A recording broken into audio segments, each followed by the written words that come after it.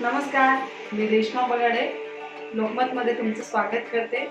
आताच्या सध्या लॉकडाऊन चालू आहे आणि लॉकडाऊनमध्ये आपण रोजचाच प्रश्न पडतो आपल्याला की काय बनवायचं, जरा सामान नाही आहे, खाली मार्केटमध्ये भाजीवाले नाही आहेत, अशा वेळेत करायचं काय, घरात साहित्य अवेलेबल नाही आहे। पण तरी पण आपल्याकडे जितक्या भाज्या आहेत त्या जर आपण व्यवस्थित आणि चविष्ट बनवल्या आणि झटपट बनवल्या तर कोणाला नाही आवडणार।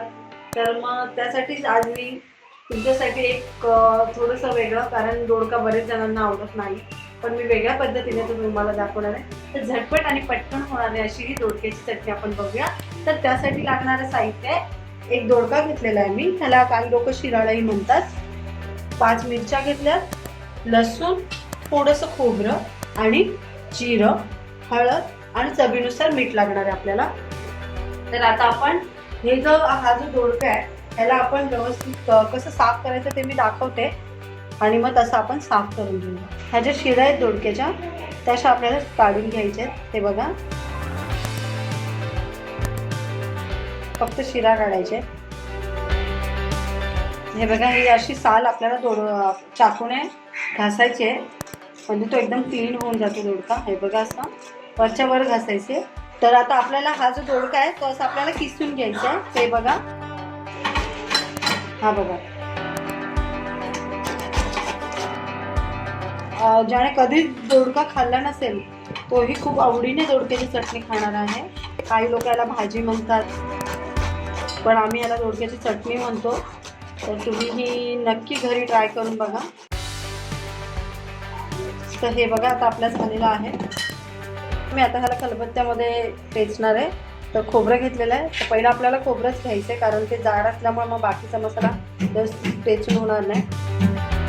खोबरं मस्त बारीक झालं आहे बघा। आता याच्यातच आपल्याला लसूण टाकायचं आहे, म्हणजे तो पण व्यवस्थित बारीक होईल। अशा पद्धतीने जेवण बनवलं तर तुमची पण एक्सरसाइज होऊन जाईल आणि जेवणालाही एक वेगळी टेस्ट येईल आणि आपल्या नवऱ्यांची पण कंप्लेंट राहणार नाही की टेस्ट, माझ्या आईची टेस्ट उतरली आहे म्हणते, तुम्हाला नक्कीच बोलते। तर तुम्ही हे नक्की घरी अशा पद्धतीने करून बघा आणि नसेलच तुमच्याकडे हे अवेलेबल तर तुम्ही मिक्सरलाच करा। लसूण बारीक झाल्यानंतर मिरची घेतलेली आहे बघा, दिसतंय तुम्हाला, ती पण मी बारीक करते। हे बघा, मी 4 मिरच्या घेतल्यात। तर हे बघा, जिरं टाकलेलं आहे, त्याला चांगलं एकजीव करायचं आपल्याला।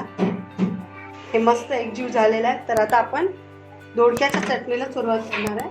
तर मी गॅस पेटवला आहे, आपला तवाही चांगला गरम झालेला आहे आणि आता आपल्याला याच्यामध्ये ऑइल टाकायचं आहे, साधारण 2 ते 3 चम्मच।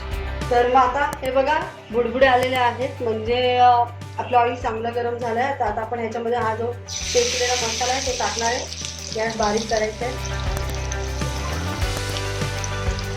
आणि आता हा जो मसाला आहे तो आपल्याला चांगला भाजून घ्यायचा आहे ऑइलमध्ये।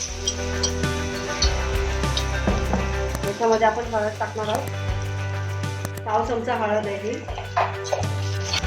तेलात टाकल्याबरोबर जेव्हा मसाला भाजतो त्याचा खरंच खूप छान सुगंध येतो। आता आपण हा चांगला मसाला एकजीव करूया। आता हा जो किसलेला दोडका आहे तो आपण ह्याच्यामध्ये टाकणार आहोत। हे बघा, आपल्याला सगळं मिक्स करायचं। याच्यामध्ये आपल्याला चवीनुसार मीठ टाकायचं। मी माझ्या नेहमी हाताने मीठ टाकते, तर तुम्ही तुमच्या चवीनुसार मीठ टाका, कारण मला अंदाज आहे। तुमच्या चवीनुसार मीठ टाका तुम्ही। तर आता आपण हे आपली एकजीव झालाय सगळा मसाला त्या दोडक्यामध्ये मिक्स झालेला आहे। तर आता आपल्याला ह्याच्यावरती झाकण ठेवायचं आणि ही चटणी आपल्याला फक्त वाफेवरती शिजवून घ्यायची।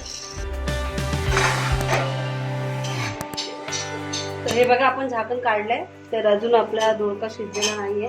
परत एकदा चेक करायचं मध्ये आणि परत झाकण ठेवून द्यायचं। हे बघा, मला ऑइल सुटलेलं आहे। हे बघा, म्हणजे आपली दोडक्याची चटणी रेडी झालेली आहे। खरंच खूप सुंदर सुगंध येतो याचा। आणि ती खूप छान टेस्टी झालेली आहे. तर तुम्ही ही ज्वारीच्या भाकरीसोबत, तांदळाच्या भाकरीसोबत किंवा चपातीसोबत कशासोबतही आवडीने खाऊ शकता. तर आता आपण ह्याला सर्व करूया. गॅस बंद केलेला आहे आणि मी आता ही दोडक्याची चटणी सर्व करूया. मग कशी वाटली आपली दोडक्याची चटणी? खरंच खूप टेस्टी होती ती आणि तुम्ही ही घरी नक्की ट्राय करून बघा. थँक्यू.